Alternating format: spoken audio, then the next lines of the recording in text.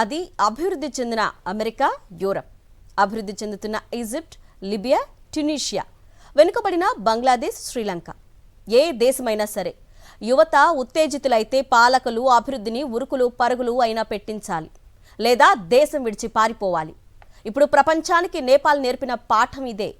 ఈ జనరేషన్ కుర్రాళ్ళంతా ఇంతే. ఏది పట్టదు, పక్క వాళ్ళ గురించి పట్టించుకోరు, సమాజం గురించి అస్సలు ఆలోచించరు, తమ సొంత ప్రపంచంలోనే ఉండిపోతూ ఉంటారు అని నిత్యం ఆడిపోసుకుంటూ ఉంటాం. ఇలాంటి వ్యాఖ్యలు ప్రతిరోజు మనకు పుంఖానుపుంఖాలుగా వినిపిస్తూ ఉంటాయి. కానీ యువతరం గురించి ఇలాంటి అభిప్రాయాలన్నీ అపోహలే. వారిలో చైతన్యం అప్పుడు, ఇప్పుడు, ఎప్పుడు సజీవంగానే ఉంటుంది.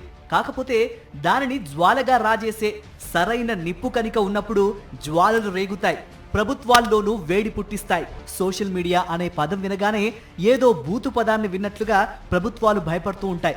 ప్రతిపక్షంలో ఉన్నప్పుడు దానినే ఆయుధంగా చేసుకుంటాయి, అధికారంలోకి రాగానే దానిని భూతంలా భావిస్తాయి.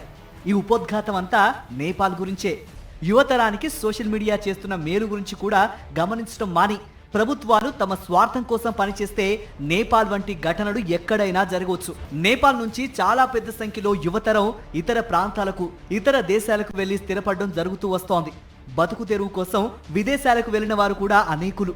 ఇలాంటి వారందరికీ స్వదేశంలోని తమ సొంత వాళ్లతో కనీసం అప్పుడప్పుడైనా మాట్లాడుకోవడానికి, అనుబంధాలను నెమరు వేసుకోవడానికి, ఒంటరితనాన్ని దూరం చేసుకోవడానికి వారికి దొరికే ఏకైక మార్గం సోషల్ మీడియా మాత్రమే. నేపాల్ ప్రభుత్వం మరీ దారుణంగా వాట్సాప్, యూట్యూబ్ వంటి వాటిని కూడా నిషేధిస్తూ ఇచ్చిన ఉత్తర్వులు పెద్ద అగ్ని జ్వాలలనే పుట్టించాయి. యువతలో పెల్లుబికిన ఆగ్రహాన్ని అణిచివేయడానికి ప్రభుత్వం మిలిటరీని ప్రయోగించడం, పదుల సంఖ్యలో ప్రాణాల్ని బలి తీసుకుంది. ప్రధాని ఓలీ రాజీనామా చేసి దేశం విడిచి పారిపోవాల్సి వచ్చింది. ఆగ్రహ జ్వాలలు సర్కారీ పెద్దల భవనాలను అంటుకుని ప్రాణాలను బలి తీసుకున్నాయి.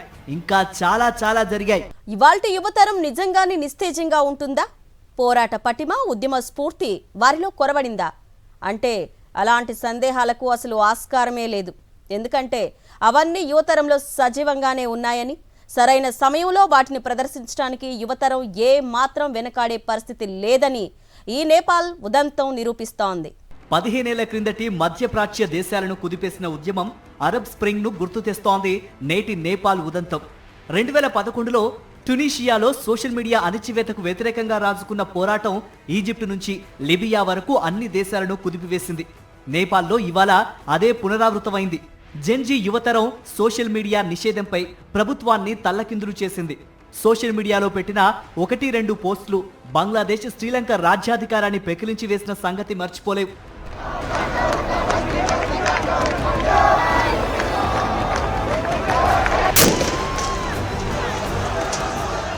యువతరంలోనూ పోరాట స్ఫూర్తి లేదని అనుకోవడం సరికాదు.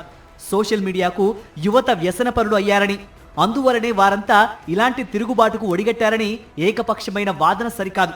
రోడ్డు మీదకి వచ్చి పోరాడిన వాళ్ళు, ప్రాణాలు అర్పించిన వాళ్ళు కేవలం రీల్స్ చేసుకోవడం మీదనో, చూడడం మీదనో మోజు ఉన్న వాళ్ళు మాత్రమే కాదు. ఇలాంటి నిషేధాజ్ఞలతో వ్యక్తి స్వేచ్ఛను హరించేయాలని అనుకుంటున్న, నియంతృత్వపు పోకడలను ఈసడించుకున్న వాళ్ళు మాత్రమే అనేది గుర్తించాలి. స్వేచ్ఛ పట్ల ఇవాల్టి యువతరంలో ఉండే మమకారాన్ని తెలుసుకోవాలి. నిజానికి నేపాల్లో చెలరేగిన తిరుగుబాటు, విధ్వంసకాండ భారతదేశంలోనూ అనేక రాష్ట్రాల పాలకులకు కనువిప్పు కలిగించాలి. నిషేధాల వంటి జోలికి ఇక్కడి పాలకులు ఇంకా దృష్టి సారించడం లేదు. సోషల్ మీడియాను తాము కూడా వాడుకుంటున్నారు. కాకపోతే రాజకీయ ప్రత్యర్థుల మీద కక్ష సాధింపునకు ఈ చట్టాలను సోషల్ మీడియా బూచిగా వాడుకుంటున్నారు. పాలకుల ఇలాంటి దుర్మార్గపు పోకడలు కామన్ మ్యాన్ కి కూడా ఏదో ఒక రోజున ఆగ్రహం తెప్పిస్తాయి. అలాంటప్పుడు ఆ ప్రభుత్వాలు భస్మీపటలం కాక తప్పదు. నేపాల్ తరహా తిరుగుబాటు ఇక్కడ వస్తుందని కాదు, కానీ ప్రజాస్వామికంగానే ఆ పతనం నిర్దేశం అవుతుంది. నేపాల్లో సోషల్ మీడియా యాప్స్ బ్యాన్ తర్వాత ఆ దేశం అల్లకల్లోలం అవుతోంది. ఒక్కసారిగా పెద్ద ఎత్తున యువత దేశ రాజధానిలో విధ్వంసానికి దిగుతోంది. పార్లమెంట్, సుప్రీంకోర్టుతో పాటు ముఖ్య నేతల ఇళ్లను తగలబెడుతోంది యువత. దీంతో నేపాల్ భగ్గుమనడం వెనుక ఉన్నదెవరనే చర్చ మొదలైంది. అందరూ జెన్జీ గురించి చర్చించుకోవడం మొదలుపెట్టారు. ఇంతకీ జనరేషన్ జీ అంటే ఏంటి? నేపాల్ భగ్గుమంది, యువతరం కదం తొక్కింది, ప్రభుత్వాన్ని గద్దె దింపింది. ఇదంతా చేసింది కేవలం యువత మాత్రమే. వీళ్ళనే సింపుల్గా జెన్జీ అని పిలుస్తారు. ప్రపంచవ్యాప్తంగా ఏ దేశంలో చూసుకున్నా ఇప్పుడు జెన్జీదే రాజ్యం. ఏ దేశానికైనా వాళ్లే ఇప్పుడు వెన్నుముక. ఇంతకీ జెన్జీ అంటే ఏంటి? వాళ్ళకేమైనా ప్రత్యేక లక్షణాలుంటాయా? ఇప్పటికే జెన్జీపై రకరకాలుగా చర్చ జరుగుతోంది. 1995 నుంచి 2012 మధ్య పుట్టిన వారిని న్యూ జనరేషన్ కిడ్స్గా చెబుతారు. మరికొందరు మాత్రం 1997 నుంచి 2012 మధ్య పుట్టిన వాళ్ళను ఈ కేటగిరీలో చూస్తారు. ఎలా చూసుకున్నా అటు ఇటుగా 13 నుంచి 28, 29 ఏళ్ల మధ్య వయసున్న వ్యక్తుల్ని జెన్జీ అని పిలవచ్చు. వీళ్లకు ఈ పేరు రావడానికి ప్రత్యేకమైన కారణం ఉంది.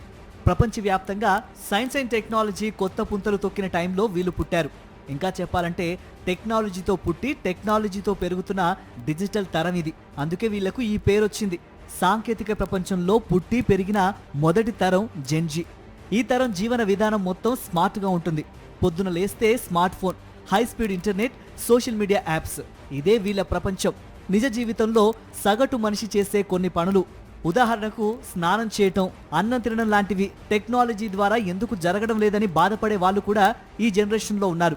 ఇలాంటి వాళ్ళ సంగతి పక్కన పెడితే సాంకేతికతకు వీళ్లకు విడదీయరాని బంధం ఉంది. ఎంతలా అంటే డోర్ వరకు వచ్చి కాలింగ్ బెల్ కొట్టకుండా ఫోన్లో మెసేజ్ చేయడం లేదా రింగ్ చేయడం లాంటివి చేస్తుంటారన్నమాట. సో ఈ జనరేషన్ వాళ్ళు ఎలా ఉంటారు అంటే మెయిన్గా ఎక్కువగా చిన్న చిన్న వాటికి కూడా ఎక్కువ అట్రాక్ట్ అవుతుంటారు. ఈ మధ్య మనం చూసినట్లయితే జెన్జీ పిల్లలు చాలా ఫాస్ట్ ఫార్వర్డ్ ఉంటారు. క్షణాల్లో అయిపోయేలాగా చూసుకుంటారు. అదేవిధంగా కృషి చేస్తుంటారు కూడా. మనం సోషల్ మీడియాలో చూసినట్లయితే ఎక్కువగా ఈ నెగిటివ్ ఆస్పెక్ట్సే కనిపిస్తున్నాయి, కానీ వాళ్ళలో పాజిటివ్ ఆస్పెక్ట్స్ చాలా ఉన్నాయి. వాళ్ళు ఎక్కువగా క్రియేటివ్ ఉంటారు. వాళ్ళు క్షణాల్లో ఏదైనా పనిని అవ్వగొట్టేయగలుగుతారు. సో వాళ్ళలో స్పెషల్ టాలెంట్స్, హిడెన్ ఎబిలిటీస్ ఉంటాయి. డిజిటల్ ప్రపంచమే లోకంగా భావించే జెన్జీ పిల్లలు తమ అభిప్రాయాలను సోషల్ మీడియా వేదికగా ఉన్నది ఉన్నట్టుగా కుండబద్దలు కొడతారు. వీళ్లకు మొహమాటాలుండవు.